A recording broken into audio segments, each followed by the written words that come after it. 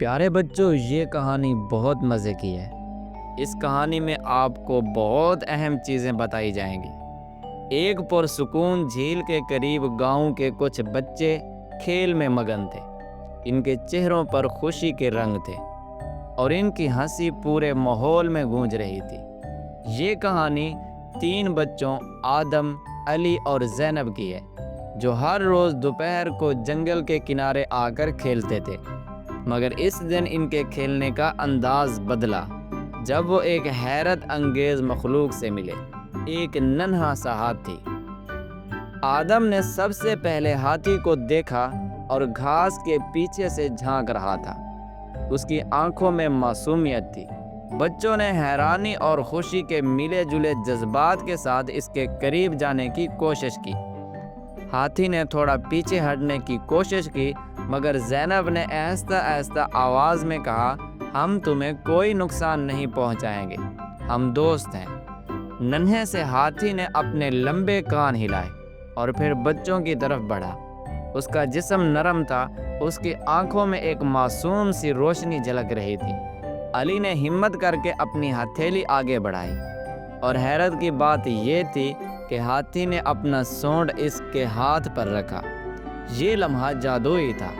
ایک نئی دوستی کی شروعات ہو چکی تھی۔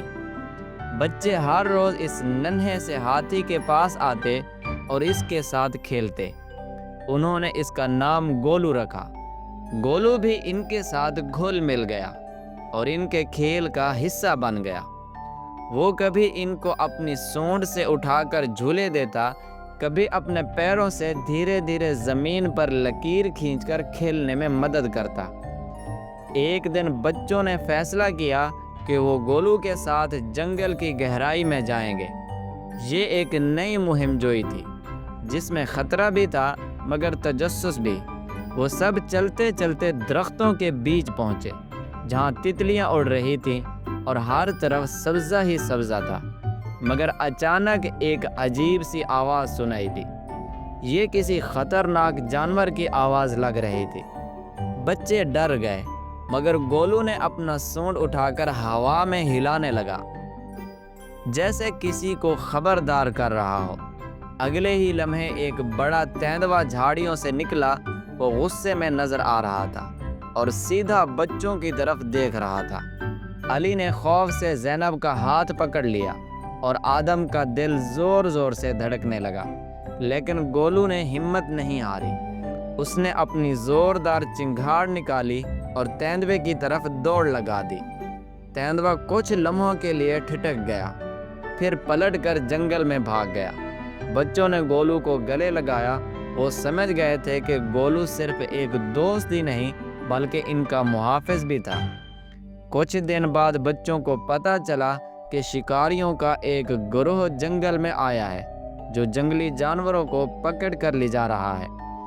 ان کے دل میں ایک خوف پیدا ہو گیا کہ کہیں گولو بھی ان کے نشانے پر نہ آ جائے۔ انہوں نے فیصلہ کیا کہ وہ گولو کو بچانے کے لیے کچھ کریں گے۔ رات کے اندھیرے میں وہ جنگل میں داخل ہوئے اور شکاریوں کے کیمپ کے قریب پہنچے۔ وہاں انہوں نے دیکھا کہ کئی جانور پنجروں میں قید تھے اور شکاری آگ کے گرد بیٹھے منصوبے بنا رہے تھے۔ بچوں نے ہمت کر کے ایک منصوبہ بنایا۔ انہوں نے آہستہ آہستہ پنجروں کے تالے کھولنے شروع کیے اور جانوروں کو آزاد کرنے لگے۔